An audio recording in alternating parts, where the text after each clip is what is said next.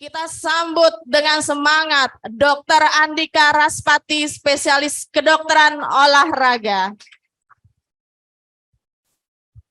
Ya, silakan dokter. Yes. Assalamualaikum warahmatullahi wabarakatuh. Cakep. Wah, masih semangat luar mantap, biasa loh ini. mantap. Padahal assalamualaikum doang panjang jawabannya ya. Iya. Berarti Keren, pada Pak. sehat semua nih dok. Alhamdulillah. Alhamdulillah. Dokter Andika Raspati, spesialis kedokteran olahraga, atau boleh kita sapa Dokter Dika ya dok? Dika aja, Oh, Dika panjang biar lebih akrab ya dok ya. Lebih ikrip benar. Oke, Dokter Dika ini sering banget memberikan edukasi ya dok tentang kesehatan olahraga. Insya. Oke, tapi sehatnya itu bukan hanya sehat secara fisik, tapi secara mental. Betul ya. Terus kemudian hari ini nih kita akan kupas tuntas ya dok, apa aja sih yang kita lakukan untuk kita tuh hidup sehat selain dengan olahraga. Ya. Tapi olahraga itu harus olahraga yang seperti apa? Nanti dibahas. Nanti dibahas karena bisa jadi banyak teman-teman dari Sobat Sehat Pelindo ini olahraganya yang ikutan tren nih dok. Apa tuh?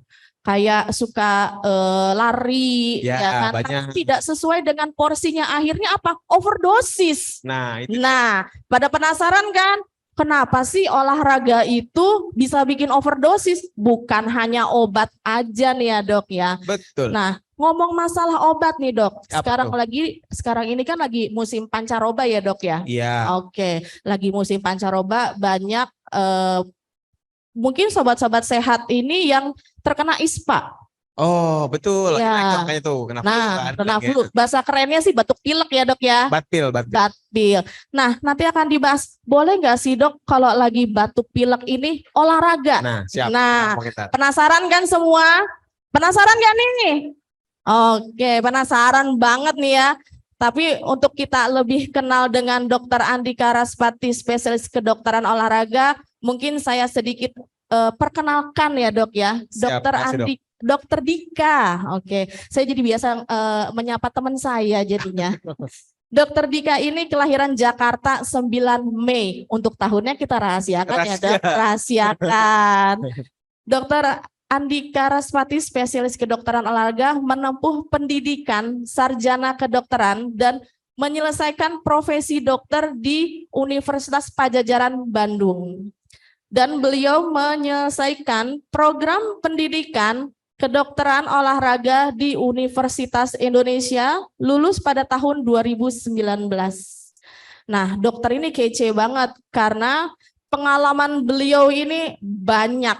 Kalau dibacain satu-satu mungkin nanti nyampe minggu depan, ya nggak kelar-kelar. Jadi saya baca hanya beberapa ya dok ya. Boleh ya dok ya? Boleh dok, silakan. Oke, Dokter Dika ini termasuk ke dalam Komite Medis Nasional Olimpik Komite atau NOC Indonesia, dokter dari tim kesehatan KONI DKI Jakarta, Komisi Medis dan Anti Doping Indonesian Cycling Federation, dokter tim nasional balap sepeda Indonesia, dan merupakan host dari Halo Dokter TVRI. Kebetulan baru pulang nge-host ya. Baru benar. Saya sering update Instagramnya soalnya. Oke, untuk mempersingkat waktu biar teman-teman tambah panas nih ya, kita lanjut ngobrol-ngobrolnya ya dok ya, sharing-sharingnya. Boleh dimulai dokter, silakan. Oke baik, terima kasih. Assalamualaikum warahmatullahi wabarakatuh. Sebentar, ketinggalan ininya. Terima kasih Dokter Dewi sudah diperkenalkan, dan halo juga buat rekan-rekan yang ada di Zoom dan di live ya. Perkenalkan sekali lagi, nama saya Dr. Andika Raspati, spesialis kedokteran olahraga. Masih jarang, betul Pak, SPKO masih asing. Biasanya kan orang SPPD gitu ya, SPOG, SPBU ya Pak. Enggak, SPKO sama bensin beda lagi. Ya, SPKO itu spesialis kedokteran olahraga. Tadi kita banyaknya memang di dunia olahraga. Nggak cuman atlet sebenarnya yang dipegang, tapi juga banyak pasien-pasien yang bukan atlet Pak sebenarnya. Jadi izin boleh di play slide-nya mungkin biar bisa sekaligus ngobrolnya enak. Nah ini dia. Jadi hari ini saya diminta untuk ngobrol-ngobrol santai aja, sesuai dengan namanya ya Pak. Ngopi, meskipun nggak ada kopinya nggak apa-apa. Oh udah ada ya? Oh iya, saya nggak dapet Pak tadi Pak. Nah itu kita akan bahas soal bagaimana healthy lifestyle ini bisa menjadi suatu hal yang Gampang untuk dikerjain. Ya, jadi biar kita bisa healthy, fit, dan happy. Ini bisa kan ya? Oke, di next aja, Mas. Oke, tadi sudah diperkenalkan sama Dr. Dewi, terima kasih. Kebetulan juga tadi begitu saya ke depan ada Gracia Poli sama Apreni Rahayu. Jadi agak flashback Pak, saya Pak. Waktu itu kebetulan ikut nemenin para pahlawan kita ya untuk bisa ke Tokyo, dan itu memang benar-benar terasa banget waktu mereka lagi apa namanya bendera kita naik tuh, itu mereka nangis-nangis beneran Pak. Kita juga ikutan nangis Pak beneran, cuman nggak disorot kamera aja. Tapi beneran itu memang dahsyat banget deh. Oke, next. Ya, jadi gini. Kalau bicara healthy lifestyle, itu adalah suatu gaya hidup. Jadi nggak cuma satu. Ada 4 pilar. Jadi yang pilar pertama itu namanya aktivitas fisik. Harus bergeraknya harus pas, nggak bisa kurang, nggak bisa lebih. Terus pilar kedua namanya kecukupan istirahat. Jadi nggak boleh kurang tidur, harus pas cukup tidurnya.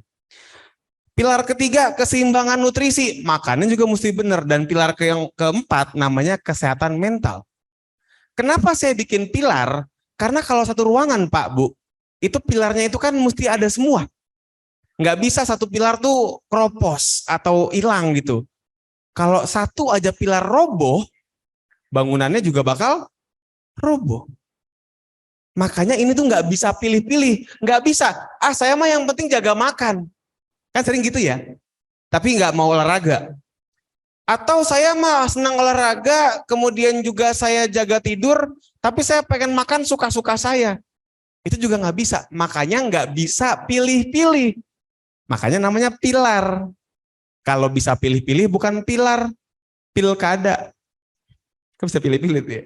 Jadi emang harus dapat semuanya ya. Tapi karena saya adalah seorang dokter olahraga, hari ini kita akan bahas ngomongin lebih banyak soal yang warna biru tuh, aktivitas fisik. Boleh next? Jadi gini, kenapa saya merasa bahwa yang namanya aktivitas fisik ini adalah satu hal yang sangat penting untuk dibahas. Karena yang namanya mager alias malas gerak, itu merupakan suatu faktor resiko, Pak Bu, untuk bikin berbagai macam penyakit nih. Pertama, otot jadi lemah, tulang jadi keropos. Bapak Ibu ada yang pernah dengar osteoporosis nggak? Iya betul Pak. Jadi tulangnya tuh gampang patah. Kayak ayam presto tau Pak? Bu, kan gampang banget dipotek tuh ya. Persis kayak begitu. Jadi kalau orangnya jatuh dikit, kesenggol dikit, patah tulangnya. Dan ternyata juga dikatakan bahwa kondisi osteoporosis ini itu juga gampang terjadi pada orang yang jarang bergerak semasa mudanya. Hati-hati. Yang kedua, yang ketiga, daya tahan tubuh turun. Tadi Dr. Dewi sempat bilang banyak yang ISPA. ISPA kan juga sangat bergantung sama imunitas. Orang banyak jauh-jauh akhirnya apa? Minta suntik ini, suntik itu ya dok ya sering ya, biar imun bagus. Betul. Iya kan, suntik vitamin C, suntik KB. Bukan dok. Enggak beda. Ini supaya apa? Imunnya bagus, padahal dengan bergerak banyak atau bergerak cukup olahraga, itu imun bisa naik. Jadi bisa kita bilang sebenarnya ini sayang banget kalau sampai kelewat.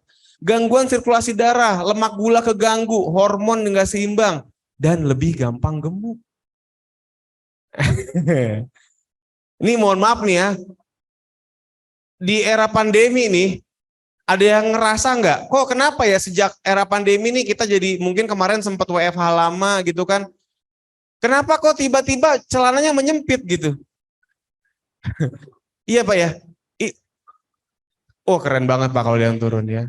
Jadi ini bukan celananya yang salah ya, ini pinggangnya yang lebih makan tempat gitu. Karena orangnya lebih jarang bergerak, dan ini bisa membuat berbagai macam kondisi lagi. Boleh next lagi? Boleh next? Ya, jadi untuk berbagai macam penyakitnya, nah, yang pertama tadi, orang yang mager lebih gampang untuk jadi obes. Dan orang kalau obesitas, oh iya, biar kelihatan ya, kameranya nyari-nyari mana nih ngomong. Jadi kalau kita bicara obesitas itu dia menjadi suatu akar masalah dari berbagai macam hal. Penyakit jantung ya, apalagi sekarang tuh orang-orang muda udah pada kena sakit jantung loh, hati-hati. Terus kemudian tekanan darah tinggi, kolesterol, nah ini juga. Orang banyak yang nggak tahu. Biasanya kalau lagi ngecek, kan sering orang ngecek di apotek-apotek ya Pak Bu ya. Kolesterol yang di jari itu. Itu pasti kalau tinggi nyalahin kondangan. Oh habis kondangan tuh 2 hari yang lalu. Pak Haji Mamat habis nikahin anaknya. Makan kambing. Pasti mikirnya ke situ. Padahal uniknya sekarang itu makin kemari makin ditemukan bahwa kadar kolesterol kita tidak banyak bergantung dengan apa yang kita makan semalam.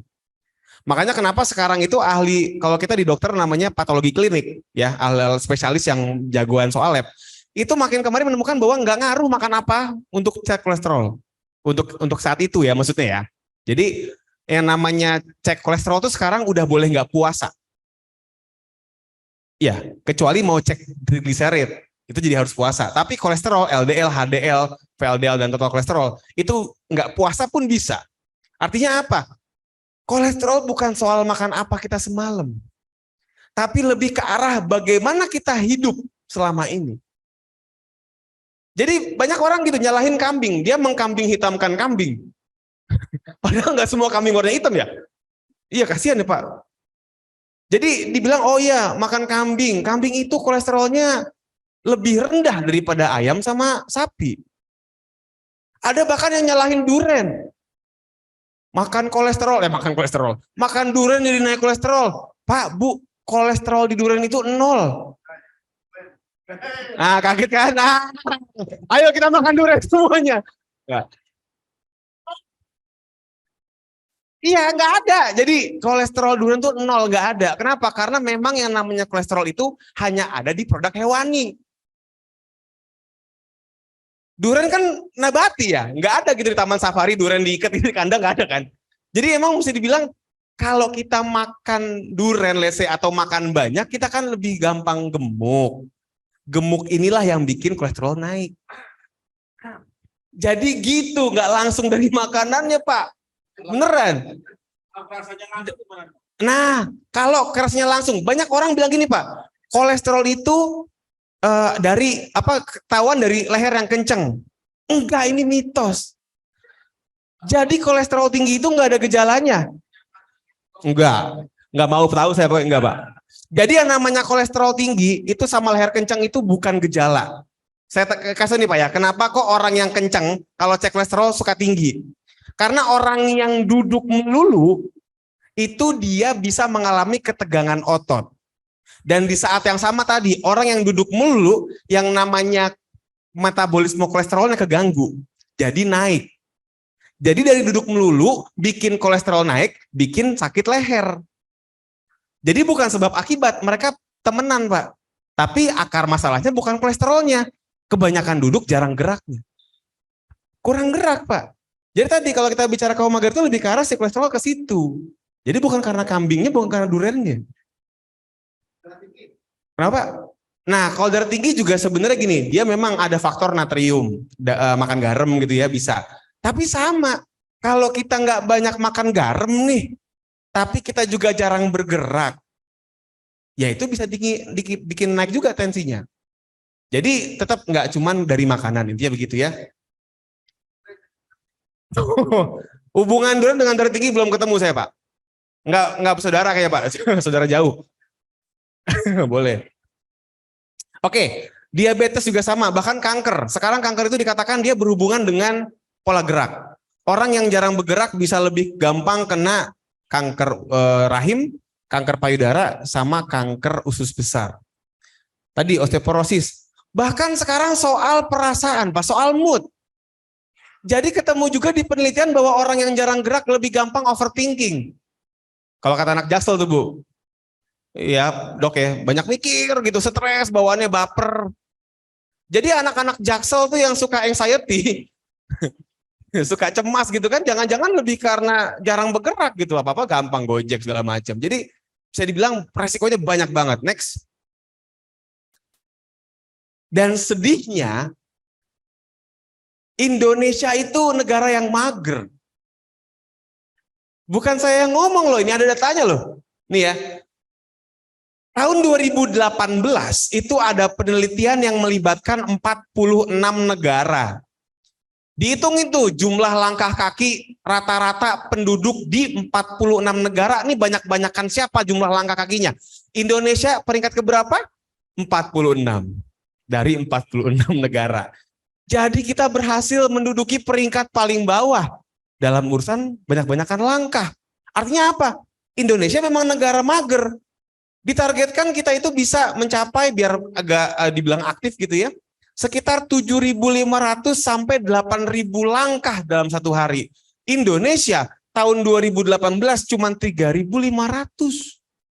Setengahnya aja nggak nyampe. Jauh ini jadinya. Tapi saya nggak heran ya, karena emang Indonesia emang kesannya masyarakatnya agak malas jalan Pak. Contoh nih ya, dari rumah ke Alfamart doang 100 meter. Naik motor Bu, mending naik sepeda masih ada geraknya. Naik motor, jalan kaki paling 5 menit. Di kantor saya lihat juga banyak Bu, kalau misalnya di perkantoran gitu kan, mau naik ke lantai atas cuma 1 lantai. Padahal ada lift, padahal ada lift, ada tangga, milih naik apa? Naik lift. motor. Oh enggak, naik lift. Jadinya apa ya? Udah banyak orang tidak memanfaatkan kesempatan untuk bergerak. Apalagi sekarang kalau mau makan tinggal mencet handphone, datang sendiri makanannya. Iya kan? Jadi memang ya wajar kalau angkanya segini. Next. Jadi memang kita sayangkan ya. Makanya kenapa harapannya nih setelah acara ini yang merasa begitu segera bertaubat. Dapat hidayah gitu loh Pak maksudnya. Harapannya. Jadi mesti tahu nih, oke Dok, saya mau bertaubat, saya mau lebih rajin melakukan latihan aktivitas fisik kan gitu dia pilarnya. Muncul pertanyaan baru. Apa itu aktivitas fisik? Jadi sebenarnya kalau kita bicara aktivitas fisik, pokoknya segala macam bentuk pergerakan itu aktivitas fisik Pak Bu. Cuman gara-gara itu banyak orang yang berpikir atau bahkan ngomong begini, Dok saya di rumah udah sering beres-beres. Apa iya saya masih harus olahraga lagi? Biasanya ini dari ibu-ibu Dok.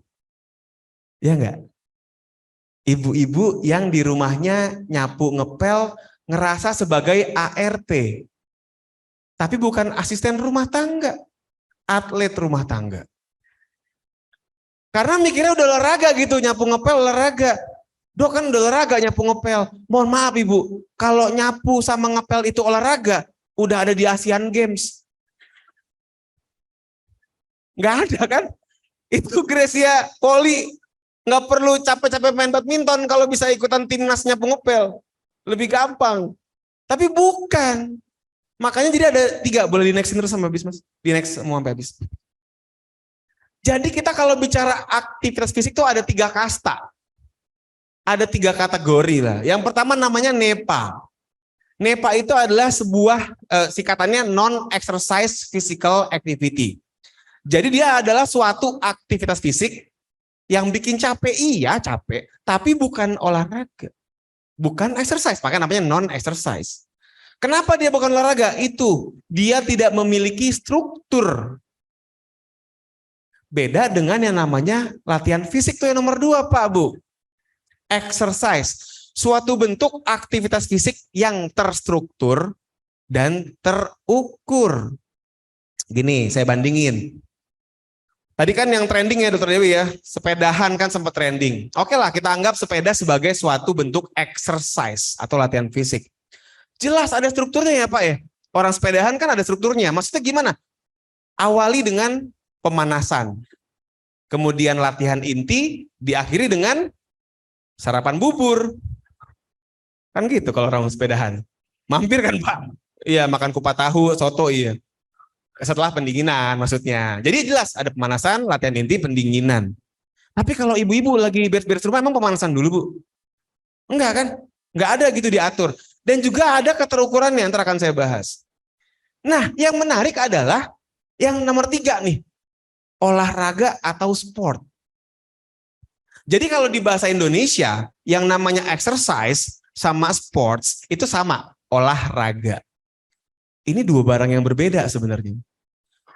Efek kita jogging atau sepedahan dibandingin dengan efek kita main badminton atau main futsal itu nggak sama. Beda. Kenapa? Kalau misalnya latihan fisik, itu kita bisa ngatur sendiri Pak Bu. Oke, saya mau kecepatan jalannya sekian. Saya mau bikin durasinya sekian menit, bahkan sekian detik misalnya. Bisa didosisin. Kalau sports, olahraga permainan kayak main futsal, main badminton, kan tergantung lawannya. Tadi misalnya saya bilang saya main badminton deh. Saya laki-laki tapi main badminton sama perempuan. Tapi tadi perempuannya Grecia Poli misalnya. Capek nggak saya? Wah, udah kayak orang sakaratul maut pasti saya napasnya tuh. Udah Senin Kemis. Dikerjain di lapangan, dikocok-kocok istilahnya kalau kita main badminton. Capek banget kan? Tapi kalau sekarang diganti pemainnya sama anak SD kelas 2 yang baru belajar megang raket. Capek nggak saya? Capek hati Pak, bener Pak. Ini kapan saya mainnya nih, kagak lewat-lewat koknya. Jadi nggak bisa ditaker. Alhasil apa? Kita mau mendosiskan, mau membuat program itu susah. Makanya kenapa di antara 3 ini sebenarnya yang paling diutamain tuh yang nomor 2 kalau mau bugar. Nomor 3 boleh nggak sport? Boleh, tapi sekedar buat sosialisasi, hobi, refreshing, biar nggak penat. Tapi kalau mau lebih bugar tuh ya nomor 2. Nepanya gimana dok? Tetap dikerjain ya. Jadi jangan sampai jumawa. Banyak gitu orang pagi-pagi kan udah jogging, udah siang sore malam mau drakoran nonton YouTube apa segala macam. Nggak sehat juga. Jadi tetap paginya olahraga gitu kan, siang sore malamnya banyak gerak. Kalau bisa gerak ya gerak, jangan duduk melulu ya. Next. Nah ini, yang membuat suatu latihan fisik bisa terdosis ada 4 ini nih. Kalau misalnya Dokter Dewi kan ngasih obat dok ya, pasti kan ada detail dosisnya dong. Ada dosisnya ya dok ya. Ada kayak misalnya, ini ya Bu, paracetamolnya 3 kali sehari 500 mg dimakan setelah makan, misalnya gitu kan. Nggak pernah Dokter Dewi misalnya ngasih obat, ini Bu ya obatnya suka-suka minumnya. Mau dicemilin juga silahkan, nggak mungkin kan. Olahraga juga begitu. Nggak bisa sembarangan, ada patokan dosisnya. Apa aja? Yang pertama, frekuensi. Berapa kali dalam seminggu? Dibikin rutin Pak Bu. Olahraga jangan cuma kalau ada yang ngajakin. Kan gitu ya Pak. Apalagi kalau yang ngajakin atasan ya Pak. Iya kan? Nggak bisa nolak dong. Kan gitu seringnya. Akhirnya apa? Sebulan cuma sekali paling. Itu sepeda berdebu Pak, habis Pak orang digantung di tembok. Jadi bukan olahraga, ini mah hajatan namanya. Jarang-jarang. Jadi bikinlah rutin berapa kali seminggu? 3 kali, 5 kali seminggu. Terus yang kedua, intensitas. Kita kalau misalnya mau bicara mengukur intensitas, biasanya Pak, Bu, itu kita bakal minta orangnya untuk mengukur denyut nadi kita. Makanya kenapa kalau ikutan senam mama komplek tuh, yang zumba, aerobik gitu kan, suka diminta coba hitung nadinya gitu kan. Karena apa? Dari detak nadi bisa diketahui tingkat intensitasnya. Makin tinggi nadinya, makin berat intensitasnya.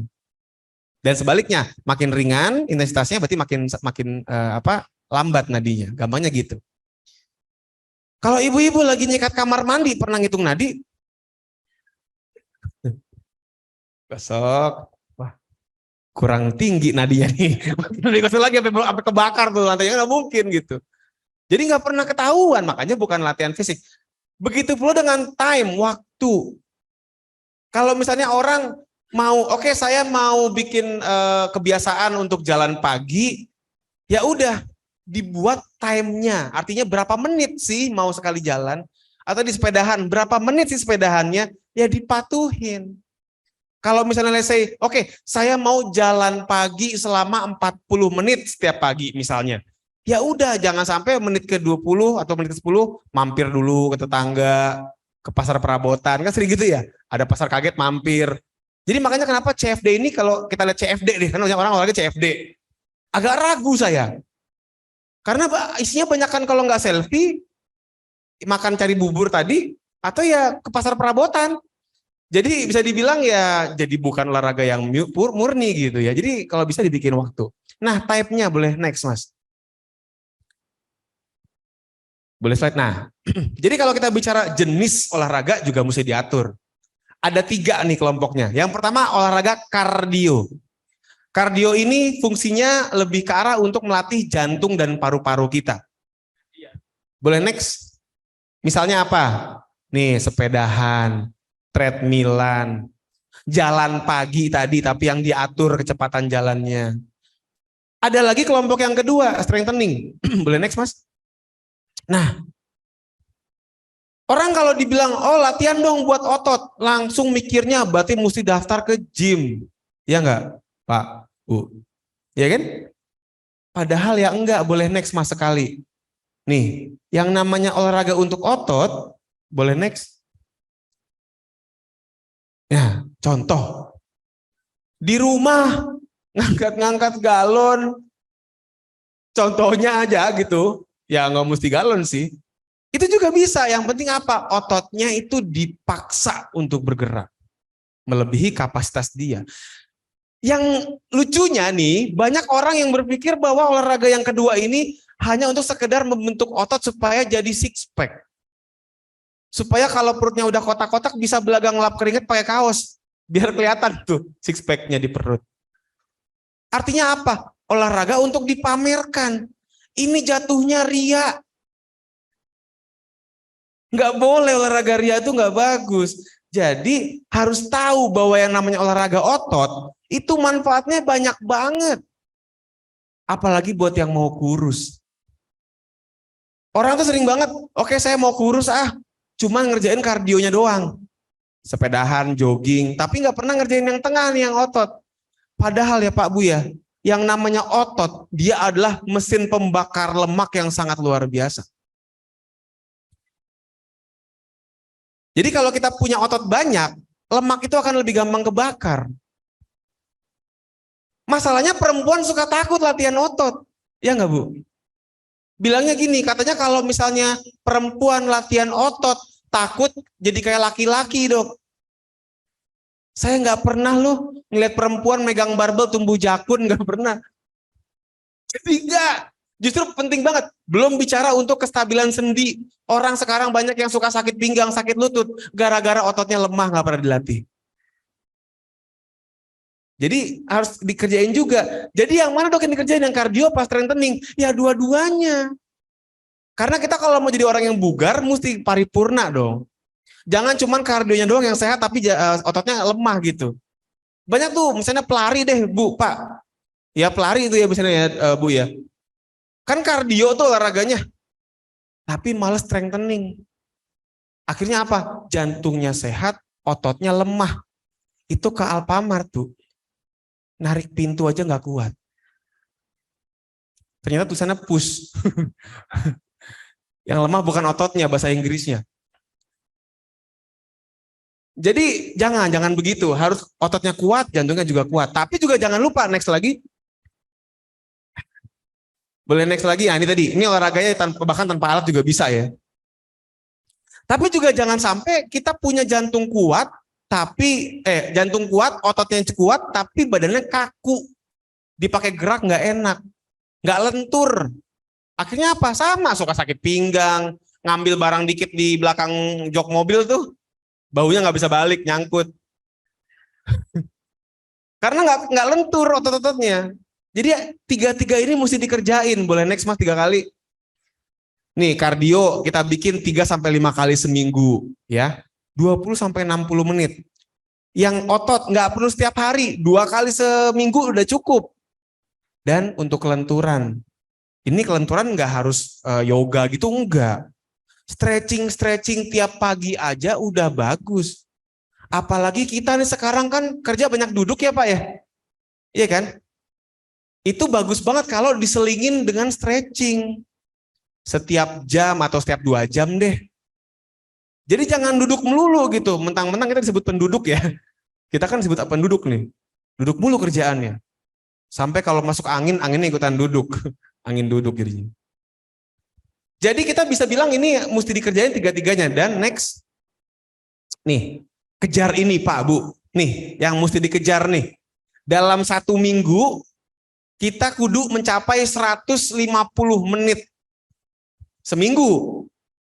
Jadi bisa dibilang kalau misalnya kita mau kardio nih, kalau saya sih selalu bilang kejar di kardionya. Jadi kalau misalnya kita bicara 3 kali seminggu berarti 50 menit per sesi. Kalau 5 kali seminggu berarti 30 menit. Gampang. Bahkan kalau misalnya kita mau olahraga yang agak berat dikit nih, mau lari atau mau olahraga yang sampai ngos-ngosan, dapat korting 50%. Dari 150 menit jadi 75 menit doang. Artinya kalau kita mau 4 kali seminggu, per sesi nggak nyampe 20 menit. Segampang itu. Cuman soal niatnya yang susah. Itu sebenarnya. Next. Nih contohnya. Tuh. Yang atas tuh orang-orang stretching tuh. Stretching pundak, punggung yang bikin suka kenceng tuh. Saya banyak banget ketemu pasien tuh sejak WFH apalagi banyak duduk pada kenceng semua, pada tegang ototnya. Yang atas stretching. Nah yang kanan kiri. Itu olahraga tadi yang saya bilang nggak perlu ke gym untuk bisa ngelatih otot kita. Zaman sekarang Pak Bu banyak Mahmud, tahu ya Mahmud? Mamah muda. Itu yang kreatif. Nih ngangkat tas. Bahkan ngajak anaknya sendiri. Anaknya diangkat-angkat. Jadi anak ini dibuat jadi beban latihan. Bukan cuma beban finansial. Beban pikiran.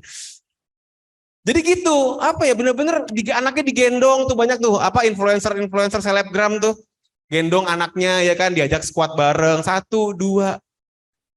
Jadi kalau yang punya anak balita gitu cobain digituin dah. Kalau anaknya udah kuliah emang agak susah sih, berat banget noh. Atau bisa di play nggak mas ini mas, yang videonya mas? Di play, coba di play. Nah itu, ini tuh. Ini kardio Pak Bu. Lihat ya. Ini bentuk olahraga kardio, nggak perlu keluar rumah. Cuman modal sepatu sama modal matras. Udah bisa latihan kardio sekaligus nguatin otot-otot juga. Modal sepatu, modal matras toh. Simpel gerakannya. Bahkan lihat ini. Udah nggak pakai sepatu, nggak pakai matras.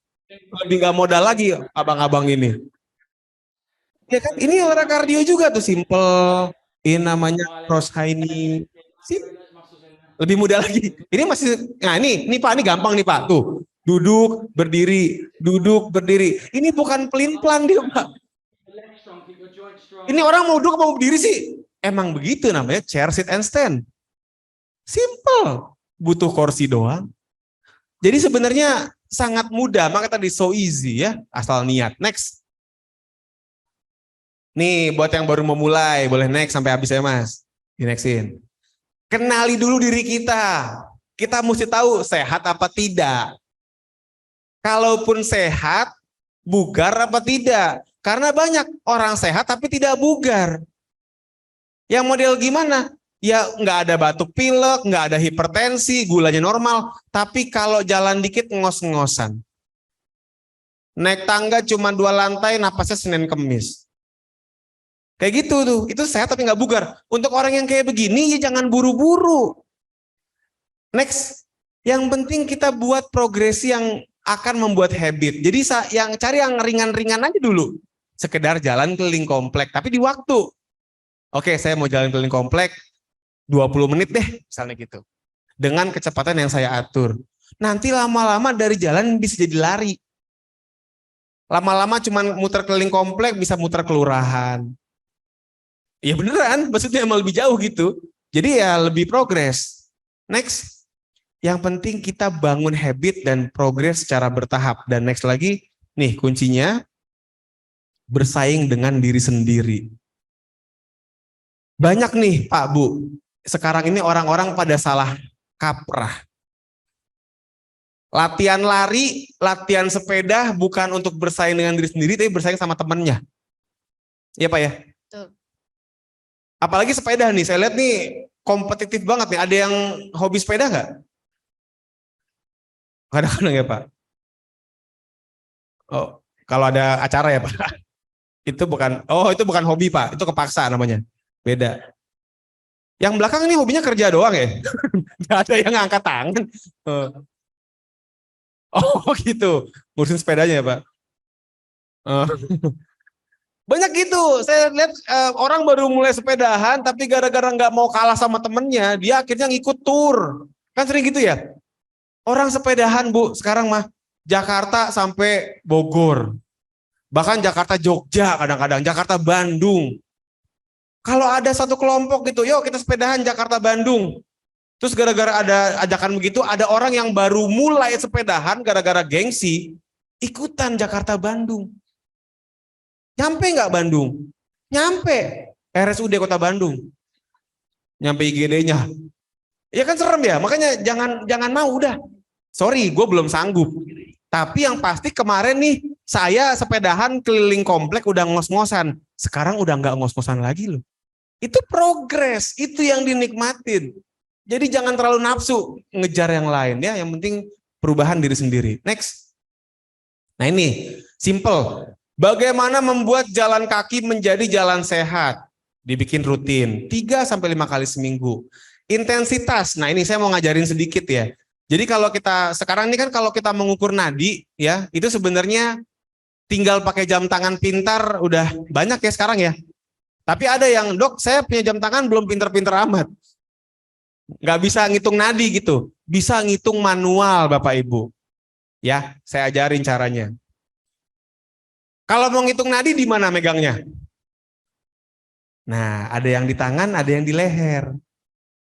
Bu, kalau di tangan itu agak susah kalau menurut saya. Kenapa? Iya, pertama lebih kecil. Orang nggak suka nggak keraba.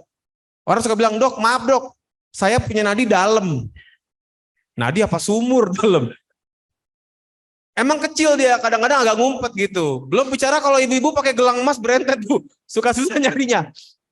Jadi kalau di sini susah, cari yang gampang di leher. Jangan jauh-jauh. Udah punuk namanya, bukan leher ini. Nih, coba ibu-ibu raba jakunnya. Gak ada ya? Oh gak ada. Ya udah, pokoknya tenggorokan ini dah. Geser dikit ke kanan, dikit aja. Di samping dari si tenggorokan ini, jalan napas. Ada jedak-jeduknya? Itu nadi kita. Ada yang gak nemu gak? Kalau nggak ada coba lihat kakinya napak apa enggak itu. Pasti ada, pasti ada. Nah, kemudian untuk bisa tahu berapa nadi kita semenit, kita bisa hitung selama 15 detik. Terus dikalikan 4. Dapat tuh berapa nadi kali per menit, ya kan? Tapi ini hanya berlaku untuk orang yang nadinya teratur. Jadi coba pas dengerin, pas diraba, rasain tuh. Kalau dia kayak teratur. Tapi kalau berarti nggak teratur. Iya, itu namanya nadi pantura, Pak. Nadi pantura, iya. Jadi itu bikin semenit full, baru bisa kita kasih tahu. Oh, nah sekarang pertanyaannya, berapa nadi yang harus saya capai? Kalau kita mau mencapai nadi yang sedang-sedang saja, moderate, kita bikin kurang lebih sekitar 60-75% dari nadi maksimal kita. Wah, kok ribet amat nih, Dok. Caranya berapa nadi maksimal kita?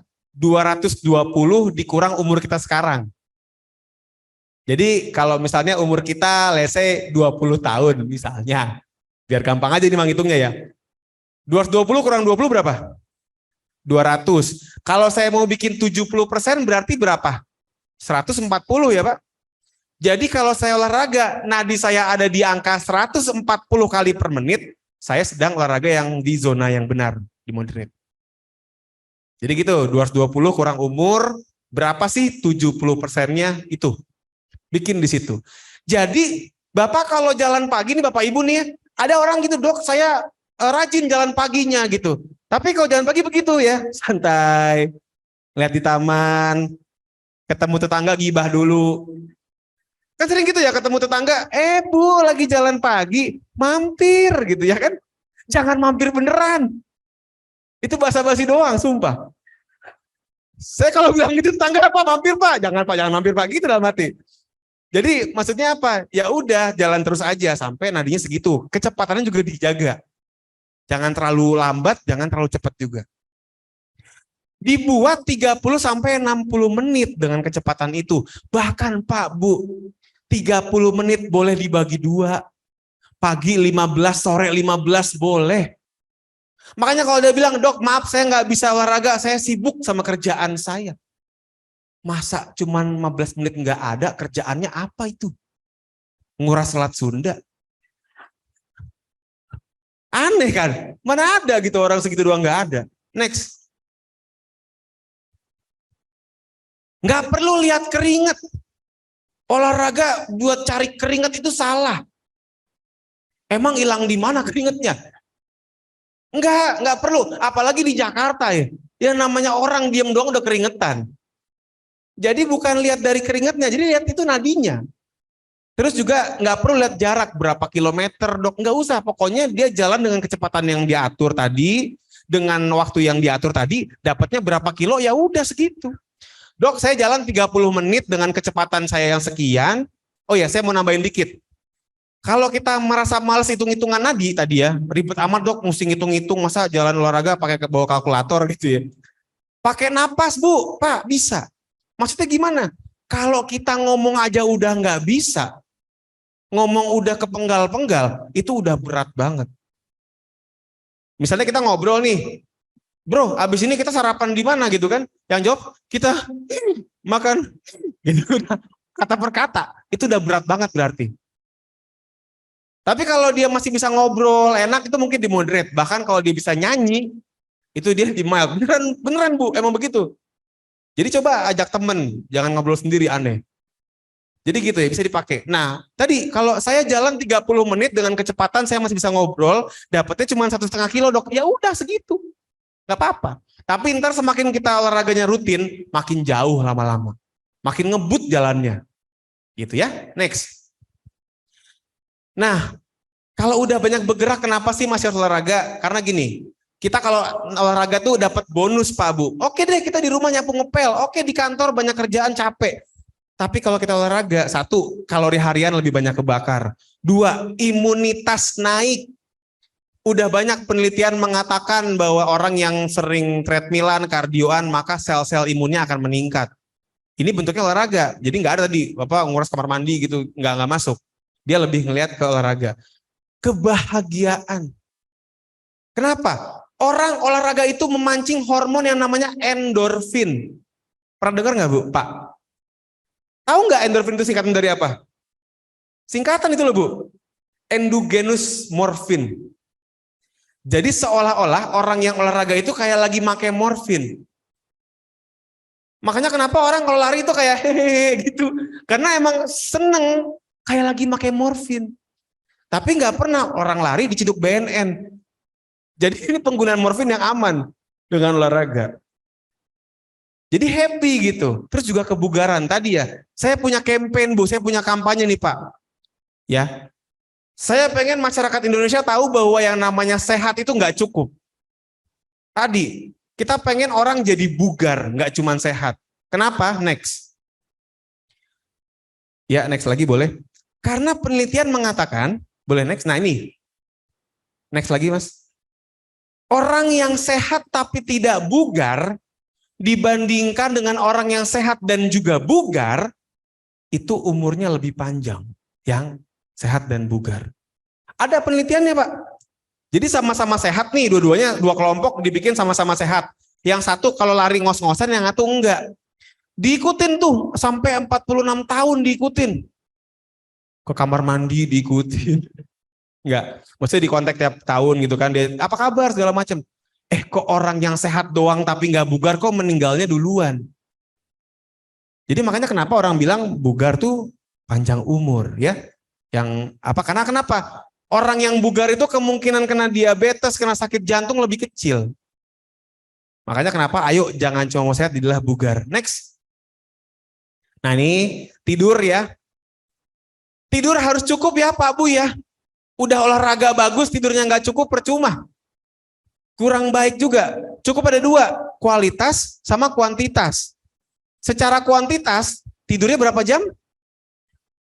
Harapannya 7-8 jam. 7-8 jam ya harapannya. Ya 6 cincai lah. Tapi kalau bicara kualitas ini kadang yang kurang. Banyak orang tidur 7 jam tapi tiap jam kebangun. Ingat KPR belum lunas. Motor juga belum. Akhirnya apa? Nggak bagus. Atau gini Pak, ada juga nih, pertama bapak-bapak nih mohon maaf ya. Nggak kebangun-bangun secara sadar tapi ngorok. Ngorok itu juga bikin tidur tidak berkualitas. Tidur bohong namanya. Apalagi kalau ngoroknya Pak, yang sampai kejeda. Tahu nggak Pak? Ngorok berjeda. Tahu nggak? Orang kalau ngorok gini. Jeda dulu. Nggak napas. Tiba-tiba gitu. Itu parah tahu. Beneran itu ngorok yang level dewa itu. Iya Pak, itu udah parah banget tuh, namanya OSA tuh, obstruk. Pak nggak perlu nunjuk orang juga Pak. Nah, kan jadi tahu kita jadinya. Iya. Ini hati-hati, ini bikin kita jadi nggak bagus cara tidur, kualitas tidur jadi kurang ya. Next. Nah ini nutrisi mesti seimbang semuanya. Saya mau ngasih tahu ini singkatnya ini. Jangan musuhin nasi Pak, Bu. Banyak orang mikirnya, oh saya mau kurus, nggak boleh makan nasi. Nasi itu sumber karbohidrat. Kita itu perlu karbohidrat. Masalahnya orang Indonesia suka kebanyakan nasi. Nih ya, kalau Kemenkes bilang yang namanya nasi jatahnya cuma 1/4 atau bahkan sepertiga bahkan 1/4 piring. Orang kita kan nasi sampai sepiring-piringnya nasi semua ya. Udah gitu, nguncup ke atas lagi. Udah kayak tumpengan. Kurang daun pisangnya doang tuh. Tapi dok kan nggak kenyang dok kalau begitu. Makanya sayurnya dibanyakin. Jadi orang tuh kenyang makan sayur, bukan makan nasi. Orang kita udah makan nasinya banyak, sayurnya formalitas doang. Kadang cuma kuahnya doang lagi. Ya ilah, buat apaan? Biar nasinya basah dok. Pakai air aja tuh biar basah. Pakai aqua. Jadi kayak begini yang benar sebenarnya, nasinya ya 1/3, 1/4 gitu kan. Kalau mau kurus 1/4, sayurnya yang diperbanyak. Boleh next Mas? Jadi nggak perlu ya diet ekstrim gitu, oh sampai bela-belain nggak mau makan nasi, nggak mau makan malam. Nggak, yang penting seimbang. Next. Vitamin itu kita perlu kalau memang kita ngerasa kurang makan buah, makan sayur. Kalau emang misalnya kita jarang makan buah sayur boleh, tapi kalau enggak sebenarnya nggak harus ya. Next. Ya terakhir dari saya nih, jangan lupa juga jaga kesehatan mental kita. Percuma kita udah makan nasi, udah makan bener, udah olahraga bener, tidur bener, tapi baperan, overthinking. Dan zaman sekarang itu kita sering kali overthinking di masa depan yang kita nggak tahu jadiin apa enggak.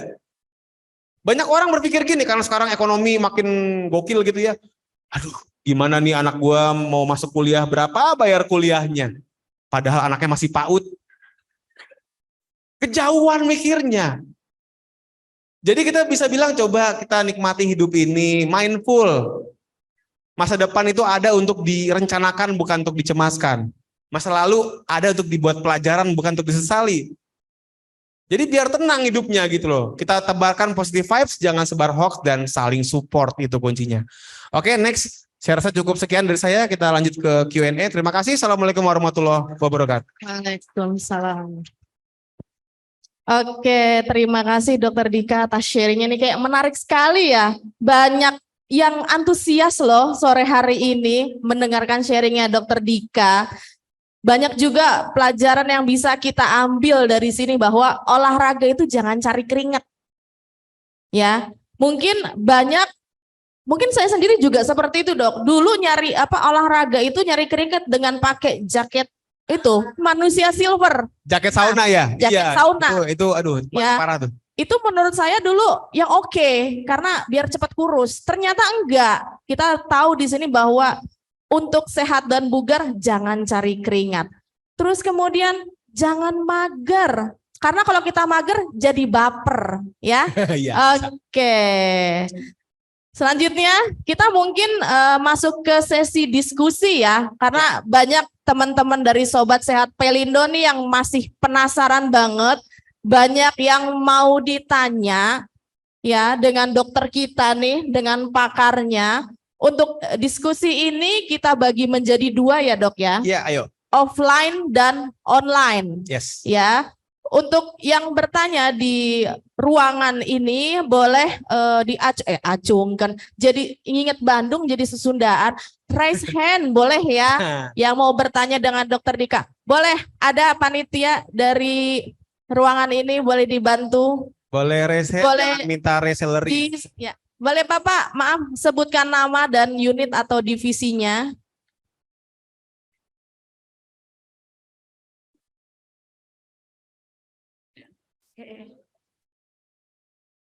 Ini berdiri atau di depan?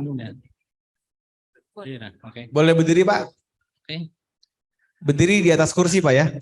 Oh jangan. Gimana Pak? Sebentar lagi didandanin. Oh lagi dandanin. Mesti cakap dulu Pak ya menanya. Assalamualaikum warahmatullahi wabarakatuh. Waalaikumsalam warahmatullahi wabarakatuh. Nama saya Rudi Atmono dari Kepatuhan Bisnis. Siapa Pak Rudi ya Pak? Iya, Rudi Atmono. Siapa Rudi? Saya di samping kerja di pelabuhan, saya juga pemerhati kesehatan dan praktisi.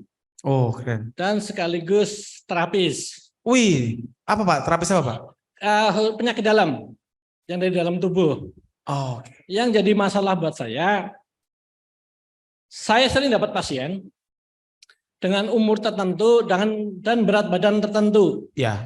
Yang saya pertanyakan, seberapa ideal olahraga bagi orang yang sakit di atas 50 tahun? Oke. Kemudian seberapa ideal olahraga seseorang apabila kelebihan berat badan? Oke, mantap. Gitu. Siap. Karena saya sering menemukan pasien yang seperti sakit ISPA yang seperti Ibu katakan, Benar. kemudian jantung maupun saraf kejepit atau HNP, baik itu yang di pinggang maupun yang di leher. Oke. Gitu.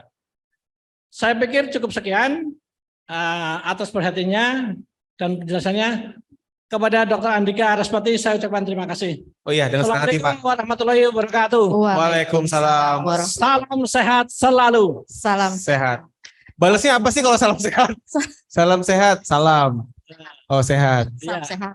Salam sehat dok. Balasnya apa Pak? Salam Salam sehat. sehat. Gitu aja. Salam sehat juga. Oh ya oke. Ya, boleh langsung dijawab Langsung dokter ya, oke. yang idealnya.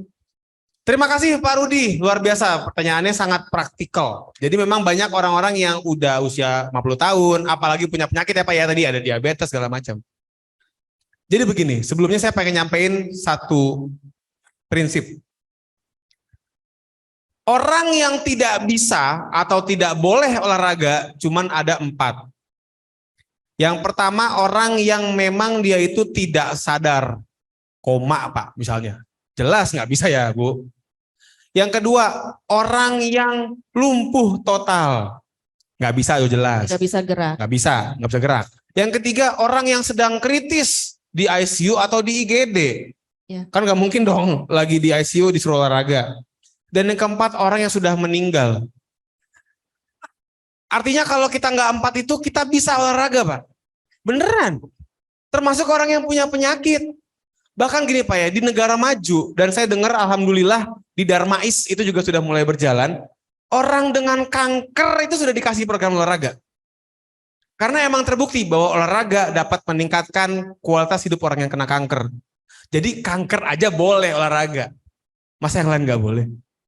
Jadi kita mesti ngeliat tapi Pak, olahraganya tuh segimana nih gitu. Tadi misalnya Bapak bilang, umur 50 tahun, kita juga nggak bisa matok Pak. Karena yang matok ayam, oh bukan salah. Kita juga nggak bisa matok, artinya dari umur nggak boleh. Karena banyak banget saya temuin yang namanya orang udah 60 tahun, 70 tahun masih lari maraton. Saya sering jaga jaga event gitu kan, Jakarta Marathon lah atau ada apa running. Kadang suka ada Pak udah 75 masih ikut yang full maraton 42 kilo.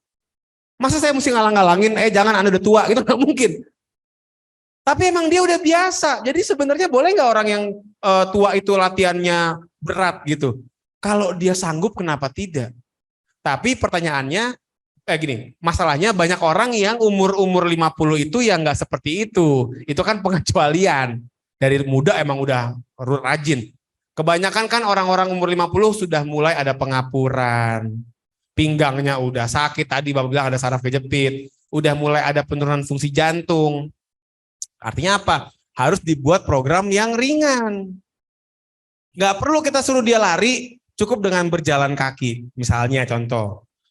Bahkan kalau misalnya orang yang kakinya nggak bisa dipakai gerak Pak, itu juga bisa nih Pak, di kursi begini nih. Pakai tangan, angkat-angkat, angkat apa?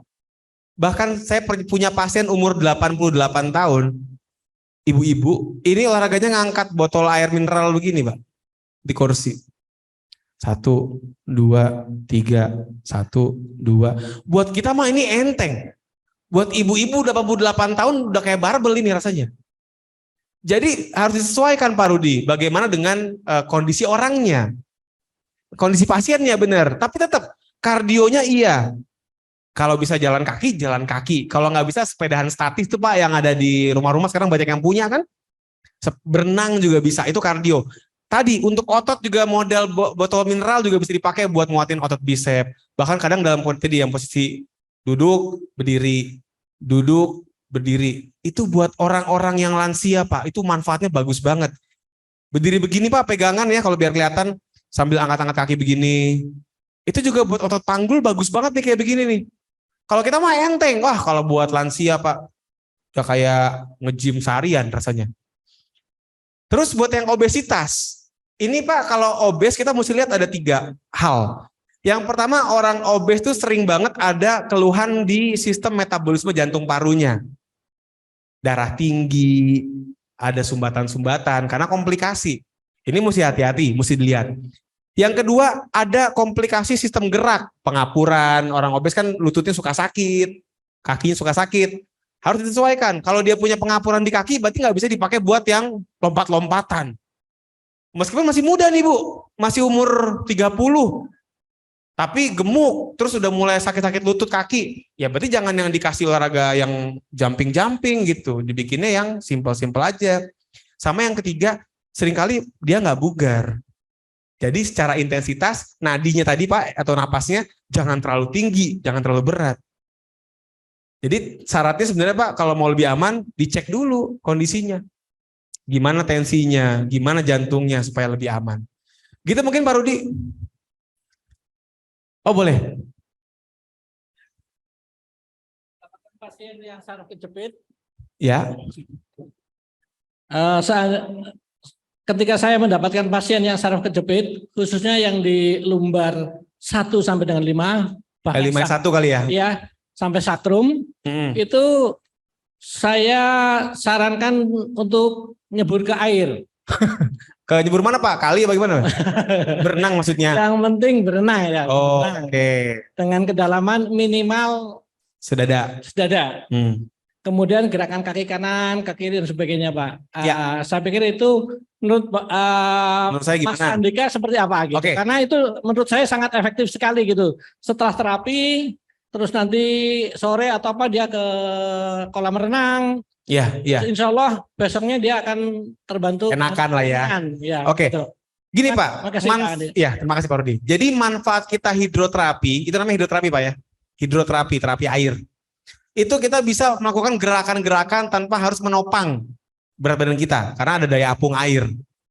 Itu bagus Pak. Cuman saya sarankan, jangan cuman itu. Seringkali gini, bahkan juga izin, dokter-dokter sekalian juga sometimes, oh iya Bapak berenang aja. Bagus, tadi berenang itu bisa dibilang safe, asal gerakannya benar. Tapi kurang sebenarnya. Kenapa? Karena kalau kita bicara menstabilkan tulang punggung yang ada jepitan sarafnya, mau itu leher, mau itu di tulang pinggang, itu kita perlu stabilisasi otot sekitarnya. Dan melatih otot itu, kalau cuma renang doang kurang. Jadi makanya biasanya kita akan berikan juga latihan penguatan core muscle, otot-otot punggung, otot pinggang. Tapi izin Pak Rudi, alangkah baiknya pasiennya diperiksa juga kalau mau dikasih program begitu kan ya. Dikonsulkan.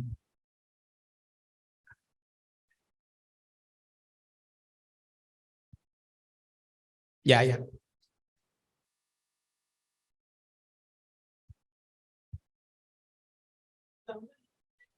Ya, siap. Mantap, Pak. Oke, baik. Terima kasih, Pak. Mungkin gitu, Pak Rudi ya. Iya. Next. Oke, terima kasih. Ini kayak cukup tektokannya cukup keren banget ya dok Iya, ya. iya. Intinya kalau olahraga itu nggak ngelihat umur, nggak ngelihat kondisi. Lihat kondisi Lihat justru. kondisi, sorry, kondisi, lihat kondisi, tapi nggak ngelihat umur. Ya, Ya, gampangnya begitu. karena umur 50 tahun pun saya punya teman masih Muay Thai, Pak. Nah, Jadi iya. memang nggak ngelihat umur ya, tapi lihat dari kondisi, orang. pasien Bapak ya.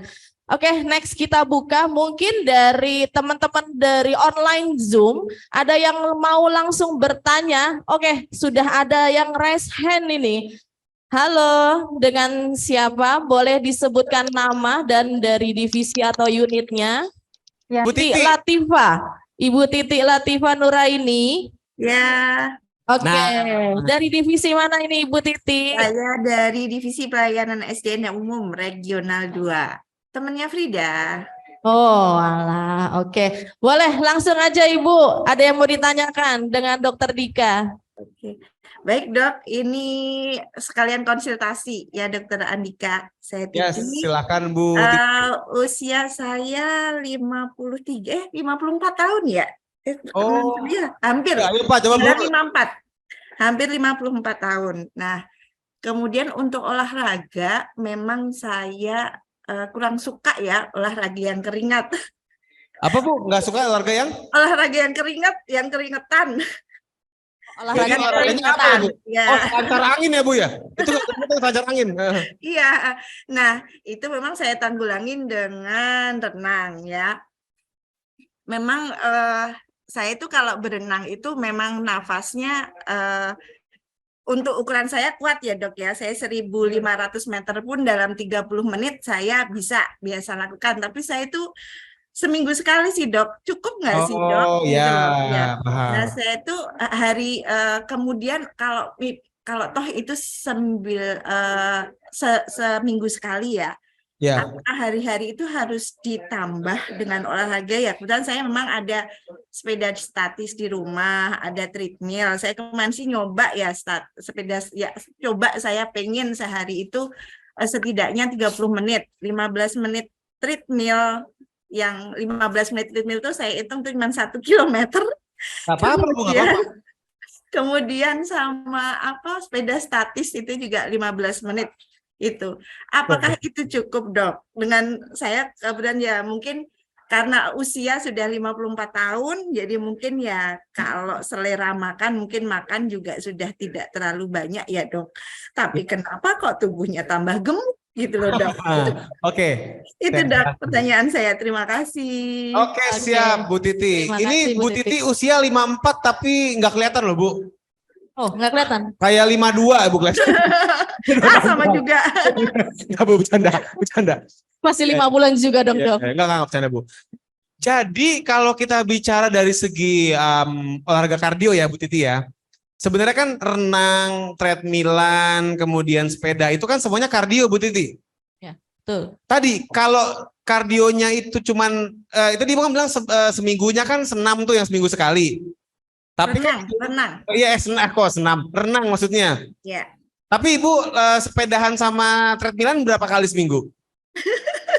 Nah itu pengennya apakah harus full 1 minggu? Ya. Apakah harus setiap hari atau gimana dok? Ini Bu, kita ini sarankan kalau olahraga itu jangan cuma sekali seminggu. Kenapa? Nanti tubuhnya bingung.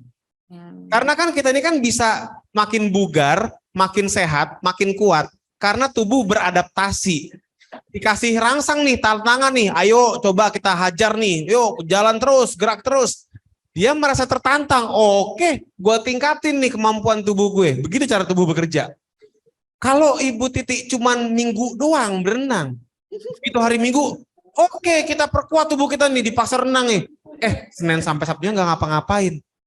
Tubuhnya bingung. Ini maunya apa sih bos kita ini gitu. Galau tubuhnya. Galau iya. Galau. Mau adaptasi jadi nggak jadi Bu Titi. Betul. Gara-gara akhirnya apa? Sabtu minggunya dipakai renang, Senin, Selasa, Rabu, Kamis, Jumat minggunya dipakai nganggur. Nggak dilatih. Kempes lagi Bu Titi dia. Nanti udah kempes lagi hari Minggu naik lagi. Jadinya bingung ini tubuhnya mau gimana. Jadi sarankan memang dibagi rata, Bu. Jadi minimal tadi, kenapa kita bikin minimal 3 kali seminggu supaya ada weekendnya weekday-nya 2 nih. Misalnya Selasa, Kamis, Sabtu.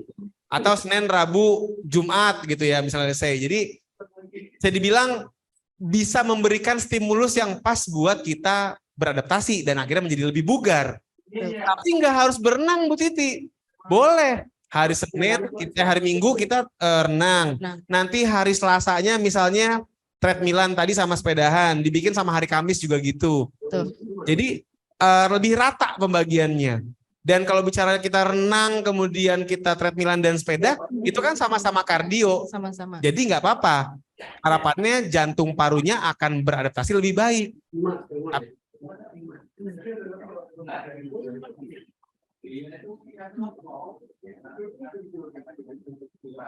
Nggak kedengaran suaranya. Nggak kedengaran ya suaranya.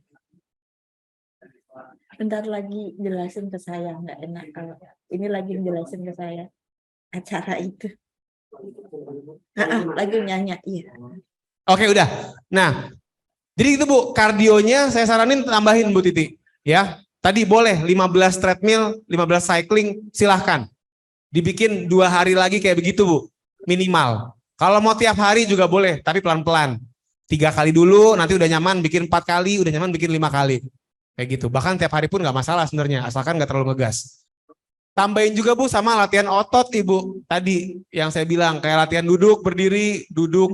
Buat apa? Supaya otot pahanya lebih kuat. Jadi Ibu treadmillan, Ibu sepedahan nggak gampang sakit, nggak gampang cedera. Itu juga bagus Bu kalau Ibu mau melatih sekalian ototnya. Tapi tadi minimal kardionya coba dipenuhin. Oke. Gitu Bu Titi. Terima kasih Dok. Iya. Sama-sama Oke. dengan senang hati. Ya, Terima kasih Ibu. Intinya harus continue ya Dok ya. Betul, untuk harus olahraganya. rutin dan continue. Oke, mungkin dari teman-teman di sini ada yang mau bertanya kembali. Oke, boleh sebutkan nama Ya, dan divisinya. Selamat sore dokter, perkenalkan saya Gracie dari Regional 2 Divisi Operasi. Halo Mbak Gresi. Ya, halo. Kali ini saya akan menanyakan, sekarang ini kan marak munculnya produk-produk healthy life yang berbentuk program diet ya, tapi Ya. menurut saya itu periodenya itu cukup pendek, misalnya 90 hari ya dokter, jadi bisa fat loss dan itu dijamin.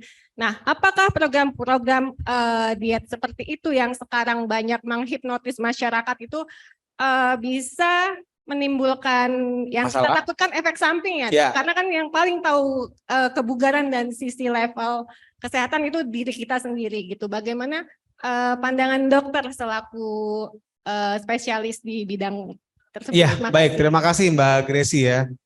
Jadi pandangan saya ini burem nih Bu. Beneran burem. Kenapa? Karena itu banyak banget macam-macamnya Mbak Gresi. Kalau bicara produk untuk melangsingkan itu tuh, aduh, ada banyak dan nggak semuanya buat saya aman gitu ya, jujur aja.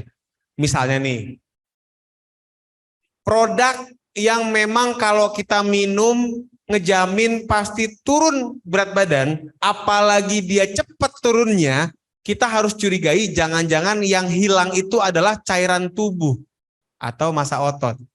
Contoh ya, maaf nih kalau ada yang make teh pelangsing. Nah, Wah kan langsung ada ya. langsung kenceng ini. Iya. Teh pelangsing ya, bukan teteh ya. Teh pelangsing. Itu saya pernah nemuin ya, ada teh pelangsing yang mengandung zat diuretik Betul. alias zat perangsang kencing. Kalau tubuh kita dikuras, Bu, cairan tubuhnya, ya pasti kurus. Orang 70% isinya air. Kalau kita keluarin airnya ya pasti berkurang timbangannya. Udah hukum alamnya. Tapi apakah sehat? Tentu tidak. Karena kita kurus dengan kondisi dehidrasi. Jadi malah ginjalnya yang kenapa-kenapa ntar. Bilangnya detox. Mohon maaf sekali lagi kalau ada yang penganut detox. Saya kurang setuju dengan prinsip detox. Karena tubuh kita sudah diciptakan untuk mendetox sendiri tanpa harus dirangsang-rangsang keluar. Kita punya liver, kita punya ginjal. Itu yang buat ngedetox. Jadi kalau dibilang, oh wajar itu kencingnya banyak keluar lagi detox. Jangan percaya. Itu lagi ngeluarin cairan biar kita kelihatan kurus, padahal tadi ginjalnya keriting. Kalau dehidrasi kan bahaya ya. Betul. Nah, bagaimana dengan program diet? Kadang-kadang juga mereka bikin diet juga nggak kira-kira sama Gracie. Makan itu, ya Allah, nasi kucing tau nggak Bu dokter? Tahu yang kecil-kecil itu. Iya, ini porsi dibikin sedikit banget. Bahkan kalau kita bilang nasi kucing lebih banyak gitu. Kalau kita makan, kita kasih kucing, kucingnya juga nggak kenyang itu istilahnya, saking sedikitnya. Jadi kalau bicara kurus mah kurus gampang. Nggak usah makan 2 hari juga kurus lama-lama. Artinya kita mesti bisa pasang mindset bahwa yang namanya kurus itu tuh mesti tepat sasaran. Yang hilang harus lemaknya. Kalau kita cuma model tadi dikasih perangsang kencing, nggak makan gitu kan. Yang takutnya hilang malah cairan tubuh sama massa otot. Lemaknya oke mungkin turun juga. Tapi kalau cairan tubuh dan lemak itu hilang atau berkurang jauh, kita rugi. Kenapa? Gampang gemuk lagi. Karena kita udah nggak punya lagi tuh pembakar lemak di tubuh kita. Karena ototnya udah hilang. Makanya banyak yang namanya yo-yo effect Mbak Gracie. Udah turun cepet kan, mantap happy. Hilap dikit naiknya banyak. Karena dia kehilangan massa ototnya. Dan ini yang sering kali terjadi pada orang yang ngejar diet cepat. Ototnya hilang. Jadi saran saya adalah, saya nggak ngelarang ya, karena itu banyak banget. Ada juga yang bener mungkin ada. Tapi coba lebih tekankan kepada gaya hidup yang sehat, bukan cuma sekedar nunggu timbangan, ngeliat timbangannya doang. Kita kalau cuma lihat timbangan tuh nggak pernah tahu apakah ini yang hilang lemaknya apa cairannya apa gimana. Betul. Coba lihat bisa pakai alat ya Bu ya Mbak ya, alat yang buat ngukur lemak tuh, yang sekarang banyak di mana-mana. Atau kalau mau yang lebih ringan, kita coba lihat lingkar-lingkar pinggang kita, lingkar lengan kita, karena seringkali timbangannya nggak turun banyak nih dok, gagal apa gimana? Tapi kalau kata anak-anak, kata orang-orang, sekarang saya punya badan lebih swiwiu gitu. Swiwiu itu apa ya? Lebih enak dilihat lah pokoknya gitu loh. Aduh, itu dia Pak Rudi. Singset lah, pokoknya lebih enak. Tapi timbangannya nggak banyak. Mungkin itu tadi terjadinya apa? Lemaknya hilang banyak, tapi massa ototnya naik. Jadi secara timbangan jadi terkesan lambat, padahal tubuhnya jauh lebih sehat. Jadi untuk yang mau kurus, please jangan cuma terpaku sama angka timbangan dan janji manis produk pelangsing. Itu mungkin. Betul. Berarti nih ya, kalau teman-teman semua yang pengen kurus, tapi kurus secara sehat ya dok ya. Iya, orang TBC juga kurus kalau. Nah benar, orang TBC aja kurus. Orang TBC kurus. Nah, iya. Ya, jadi harus dietnya tuh jangan dietnya asal-asalan. Betul. Minum obat-obatan, pengen kurus, bayar berpuluh-puluh juta, jadi kurus besok nggak reward, nggak juga ya dok ya. Yang penting adalah kurusnya yang sehat. Sehat. Gitu Betul. ya. Oke, kita lanjut mungkin pertanyaan selanjutnya. Kita change ke teman-teman yang ada di virtual Zoom ya. Mungkin sudah ada yang raise hand. Boleh ditampilkan, Mas? Halo dok. Halo Mas. Halo. Mas siapa ini? Mana ininya? Saya Akbar dari Palembang. Wah ganteng banget Pak. Oh, Sengaja. orangnya mana ya? Putih Waduh. banget Pak mukanya Pak. Nyaru background. Sengaja dok. Nanti tampilin nanti. Oh iya. penuh layarnya, Lagi dok. pakai jilbab ya Pak. Iya. Dok, Oh, iya, pakai saya jilbab, dok. mau nanya nih dok. Ya gimana? Nih gini ya dok. Tadi kan bahas-bahas umur juga nih dok. Jadi sekarang ini kan lagi hashtag banyak dipakai itu adalah Jompo Life. Padahal kita masih muda-muda nih dok. Apa Pak? Karena banyak Jompo Live dok. Jompo Life. Oke. Oh Jompo jadi- Live. Oh Jompo. Iya. Jompo. Padahal umur-umur kita tuh kadang-kadang masih 20-an, 30 Ya, gitu ya. ya, dok. Nah, karena sih jujurnya, dok, jujurnya, saya nih baru masuk 30, dok. Tapi kayak masalah kesehatan tuh muncul. Terus Oke. juga memang kayak berasa dikit-dikit sakit kaki, abis kaki sakit ya namanya gitu ya, dok. Apa benar Ya. tuh, dok? Maksudnya atau memang di umur segitu tuh kita udah mulai ada perubahan atau penurunan kesehatan ya, dok? Berapa Nah, umur? lalu gimana?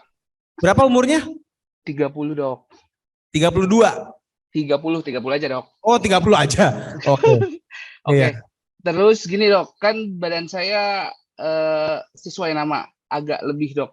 Jadi kalau olahraga yang tepat, ini kan kalau mau lari takut nanti kesleo, nggak takut Ya, sih sakit maksudnya betul sakit. Ya, ancaman sakit karena olahraga yang berat kan kayak gitu ya dok. ya Maksudnya betul. saya mulai dari mana dulu Oke. dan waktu yang tepat untuk berpisah, enggak, maksudnya waktu yang tepat buat olahraga itu Ya, di jam berapa? Ada jamnya nggak gitu dok?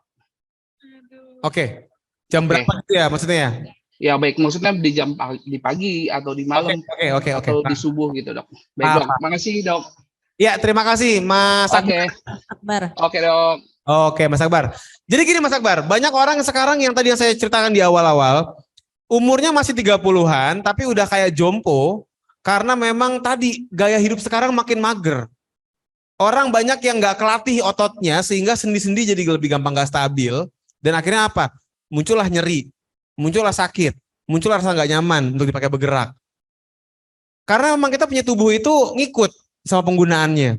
Kalau kita memang banyak bergerak, tubuh akan berubah bentuk menjadi siap gerak. Sebaliknya, kalau kita nggak pernah gerak, dia akan berubah bentuk menjadi nggak siap gerak. Dan akhirnya begitu nggak siap gerak, dipaksa gerak, muncullah sakit sana, sakit sini. Makanya Mas Akbar, kalau misalnya kita mau lebih siap bergerak, ya pelan-pelan dibangunnya memang. Tadi setuju, jangan lari dulu, apalagi memang kelebihan berat badan. Cukup dengan misalnya Pak, bisa nggak Mas Akbar jalan pagi? Mas Akbar kalau jalan kaki sakit nggak kakinya? Kadang dok.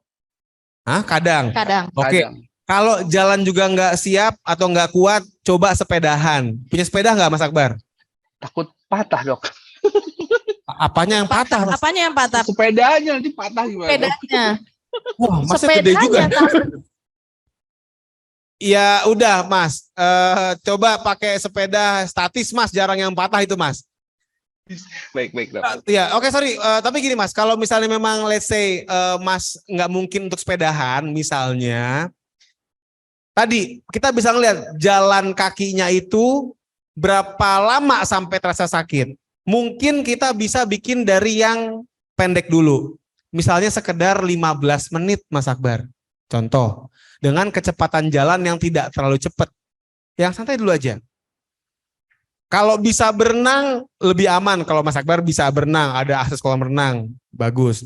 Kalau misalnya Mas Akbar let's say misalnya tadi bisa ke gym untuk minjem sepeda statis juga itu bisa.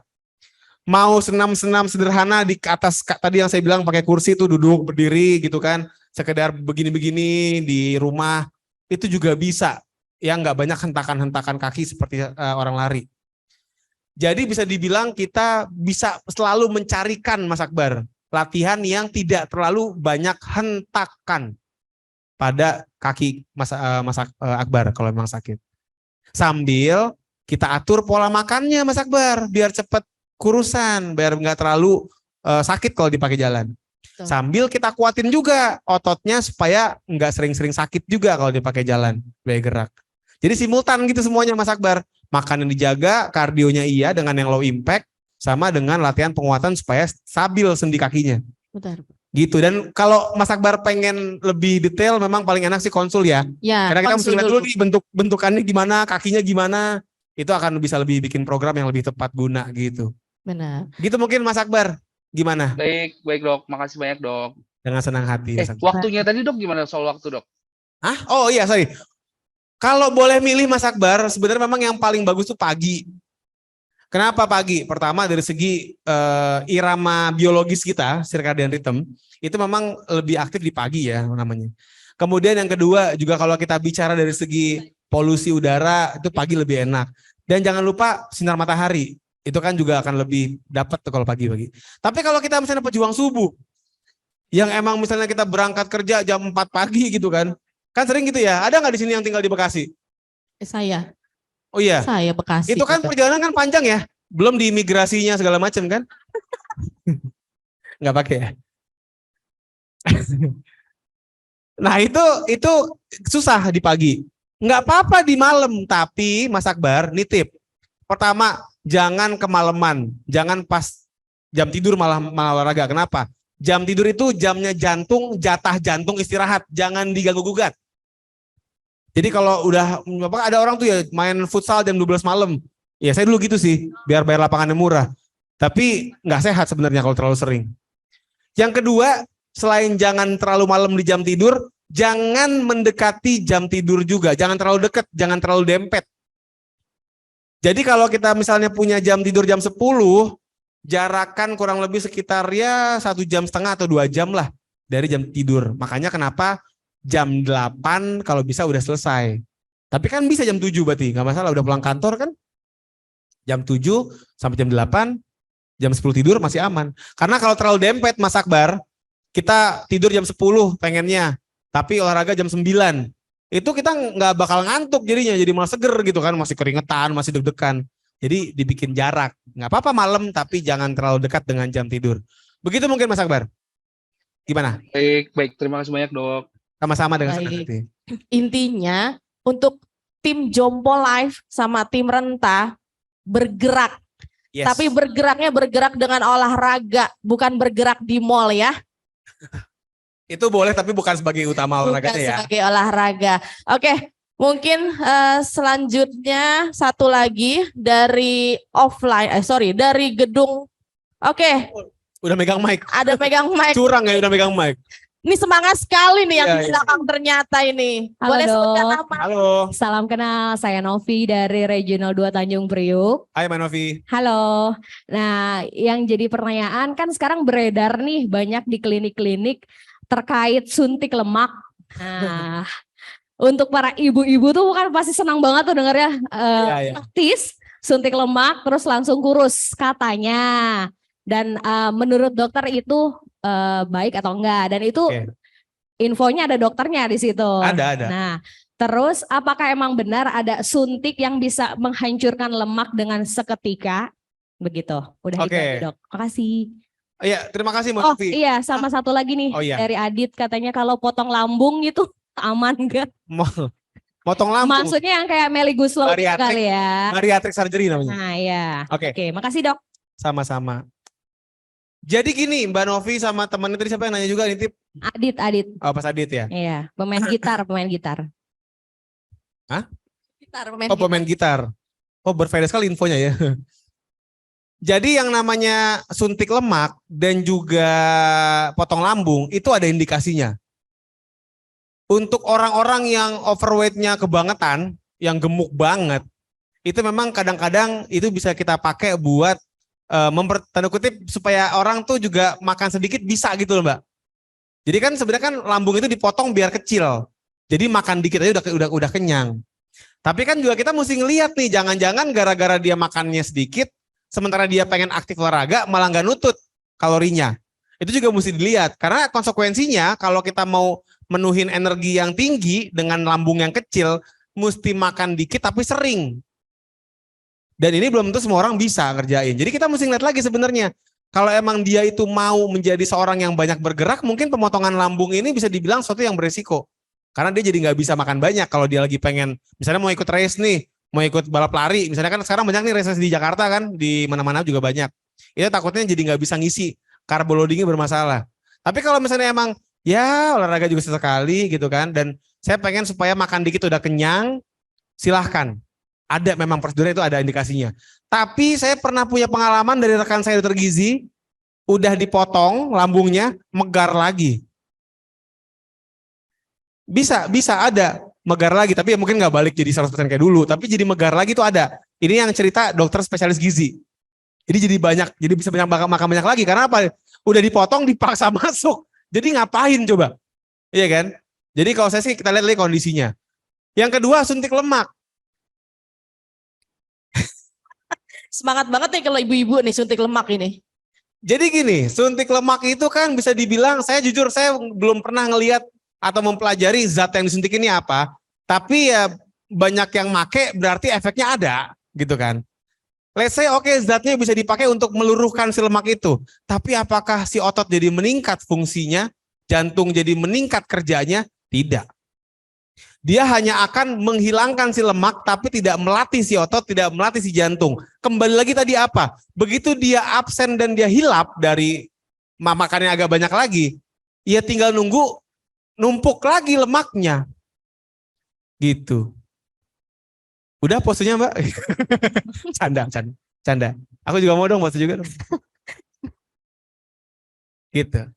Jadi Oke. gitu Mbak Novi ya. Jadi intinya kalau aku sih gini, karena aku udah olahraga juga, supaya ini hasil nggak cuma sesaat, supaya pembakar lemak kita abadi ada terus, jangan lemaknya doang yang dihilangin, ototnya juga dibentuk. Oh oke, berarti suntik lemak kalau diimbangin sama olahraga masih bisa lah ya. Nah gini, kadang-kadang gini, nggak apa-apa. Aku tahu Mbak ngebet mau suntik. Kayaknya ngotot banget soalnya. Tapi gini, kadang-kadang kita, bukan kadang-kadang, olahraga itu tidak selamanya bisa mengecilkan lemak di satu area. Ini juga mitos. Banyak orang bilang, nih kalau mau ngilangin lemak di lengan, itu mesti banyak main di atas lengan, main olahraga lengan. Itu mitos, itu nggak bisa. Jadi yang namanya olahraga itu dia ngilanginnya random. Kalau misalnya ada satu area, ini kok bandel banget ya, nggak hilang-hilang, that's okay, nggak apa-apa. Asalkan dikerjakan sama dokter yang memang kompeten ya Mbak. Banyak nih orang kayak misalnya di cabi gitu kan, udah olahraga dok kayak apa juga, tapi kok cabinya nggak hilang-hilang ya. Olahraga muka kayaknya. Iya, disuruhnya olahraga ngunyah. Tapi ngunyah nasi, ya nggak kurus-kurus dong. Jadi artinya apa ya, emang nggak bisa ditarget. Kita kalau mau ngebakar lemak, dia akan randomly ngambil dari ujung kepala sampai ujung kaki. Dan di saat ada satu area yang stubborn, yang kok kayaknya susah banget nilangnya, boleh dikasih bantuan. Harapannya dibantu, lemaknya hilang, karena ototnya udah kebentuk, lemaknya gak gampang numpuk lagi. Jadi gitu, ya. Gitu Mbak Novi ya. Siap. Mantap. Terima kasih dong. Jelas Mbak Dengan senang Novi. hati. Oke, mungkin waktunya memang semakin sore ya Dok Iya. ya, tapi semakin oke nih. Mungkin satu lagi kesempatan ya Dok Terakhir ya, ya, terakhir ya. buat satu Oke, lagi buat teman-teman. Mungkin ada satu dari Nah, ini. teman Zoom online, boleh? Ya, Boleh disebutkan nama dan selamat sore dokter. ininya? Halo sore Mbak Dia. Ya, dokter saya dari Regional 2 Banten, Dok. Izin mau bertanya, untuk perhitungan berat badan ideal dibandingkan dengan tinggi Badan? ideal, itu sebenarnya benar nggak sih kalau yang bilang tinggi badan dikurangi dengan 110? Iya, karena kalau saya, ini pribadi ya Dok ya, itu saya tinggi badan 150, berat badan saya 48 kilo. Nah, kalau misalnya tinggi badan dikurangi dengan 110, berarti saya harus turun 8 kilo karena ketemunya 40 kilo. Iya, Nah, iya. itu benar nggak Oke, sih Dok? paham. Sedangkan kondisi saya sekarang ukuran baju aja udah S gitu. Kalau Udah mini package banget ya. iya maksudnya Aku jawab ya Mbak harus Dia ya. turun 8 kilo lagi, iya gitu. Kebayang. Terima kasih. Pertama gini Mbak Dia, bukan dikurang 110. Dikurang 100, tapi kalau mau lebih ideal dikurangin lagi 10%-nya. Jadi bukan 110. Misalnya tadi Bapak 50 nih. 50 berarti dikurangin kan 150. Dikurangin 100 kan 50. Dikurangin lagi 10%-nya alias 5. Jadi disuruh 45. Jadi cuma 3 kilo. Tapi begini, saya juga bukan termasuk orang yang terlalu fokus sama angka timbangannya Mbak Dia tadi. Karena jangan sampai kita terlalu pengen ngejar si angka barusan, ya kan? Kemudian kita akhirnya tadi menghalalkan segala cara. Ngilangin cairan tubuhnya lah, membiarkan ototnya kempes. Karena begini, meskipun kita misalnya punya berat badan angkanya mungkin nggak cakep-cakep amat secara hitung-hitungan, tapi kalau rupanya pas kita lihat memang beratan ototnya yang banyak nih, lemaknya sedikit, udah nggak apa-apa. Iya. Sekarang sebenarnya pakainya BMI Mbak Dia. Jadi nih ya Mbak Dia coba hitung ya, aku nggak bawa kalkulator nih. Mbak Dia punya tinggi badan 1,5 meter kan? Iya. Berarti coba 48, coba Dokter Dewi boleh dok bantu. 48 dibagi 1,5 dibagi lagi 1,5. Berapa Dokter Dewi? 48 dibagi 1,5. Dibagi lagi 1,5. 21,3. Nah itu udah bagus sebenarnya Mbak Dia. Oh, udah ya. Udah BMI-nya udah 21. Itu lebih akurat lagi tuh. Jadi kalau menurutku kalau misalnya kita mau lihat udah pakai BMI ini udah oke. 21 tuh udah aman. Cuman tadi juga sama. Ada juga orang yang kurus tapi lemaknya banyak. Itu juga ada. Iya. Jadi memang apapun itu beratnya segala macam, mau berat mau ringan mau kurus mau gemuk, perhatikan juga nggak cuma angka timbangan tapi juga komposisi lemaknya bagaimana. Ada orang yang kurus, ukuran bajunya S tapi perutnya offside. Ada yang perutnya buncit gitu ada. Itu juga nggak sehat jadinya. Jadi jangan hanya terpaku sama angka timbangan, tapi kalau lihat dari angka BMI-nya Mbak Dia, ini oke kok Mbak Dia, udah keren. Pastiin aja itu lemaknya nggak banyak, ototnya yang banyak, gitu aja lah. Ini dok, ada lagi dok. Jadi saya tuh kan kalau misalnya kita nih kerja kan kadang suka pulang malam ya dok ya gitu. Nah terus kalau misalnya pulang malam itu mandinya otomatis malam juga gitu. Nah Ya. saya tuh sering Omelin. dilarang mandi malam gitu Nggak sama ibu apa-apa. saya. Rematik katanya dok. Gak apa-apa enggak, itu mitos. Oh enggak bisa Mandi ya? malam itu boleh, asal di rumah sendiri. Di rumah orang mandi malam ngapain numpang, aneh. Jadi kalau selama kita mandi malam itu bikin rematik itu mitos, itu enggak benar ya. Jadi silakan, apalagi sekarang zaman virus kayak begini kita keluar pulang malam nggak mandi kan jorok ya. Jadi nggak apa mandi malam. Cuman ada orang yang kalau terlalu dingin mungkin rumahnya di bukit di gunung yang kalau malam dingin nggak nyaman ya pakai air anget. Tapi konsepnya mandi malam tidak apa-apa ya. Gitu Mbak Dia. Oke. Makasih. Sama-sama dengan senang hati. Intinya mandi malam oke ya teman-teman nggak semua ya. Ya. Jadi nggak ada alasan nggak mandi kalau habis dari luar. Horor. Oke, karena mungkin waktu kita Yes. cukup mepet ya dok, tapi mungkin banyak ada teman-teman yang ingin bertanya karena antusiasnya di online juga banyak banget. Boleh nanti diajukan pertanyaannya ke link, boleh panitia linknya. Nanti boleh pertanyaannya ditanyakan ke sini, kita akan bantu jawab dari panitia. Oke, dari sharing Dokter Dika dari awal sampai akhir, saya bisa mengambil beberapa kesimpulan nih dok. Gimana? Yang pertama, untuk hidup sehat itu punya 4 pilar ya. Yang pertama itu aktivitas fisik yang tadi sudah dijelaskan ya. Yang kedua adalah kecukupan istirahat. Ingat-ingat abis ini kalau mau tidur taruh dulu handphonenya karena akan mengganggu aktivitas tidurnya ya. Kemudian keseimbangan nutrisi. Ingat, yang kita makan apa yang kita keluarkan. Nah, apa itu yang dikeluarkan? Oke. Jadi apa yang kita makan aktivitasnya juga harus dikeluarkan dengan seimbang ya, dok ya. Benar ya dok ya? Kalori masuk kalori keluar ya. Oke, yang keempat adalah apa yang tadi? Mental. Kesehatan mental gitu. Dan untuk bugar dan sehat itu punya 3 parameter tadi ya dok ya. Apa tuh? Nah, yang saya sudah tarik itu pertama adalah kebugaran jantung dan paru. Oh ya. Kemudian kekuatan otot Ya. dan fleksibilitas. Kelenturan, Dan ya. satu lagi, untuk olahraga, kenali diri sendiri. Yes. Jangan ikut-ikutan teman, jangan ikut-ikutan tren. Karena akan gimana? Nggak akan sehat. Ya, nggak akan sehat untuk diri kalian. Oke, karena memang waktu kita sudah cukup lama di sini Iya, ya dok ya, karena banyak sekali antusiasnya.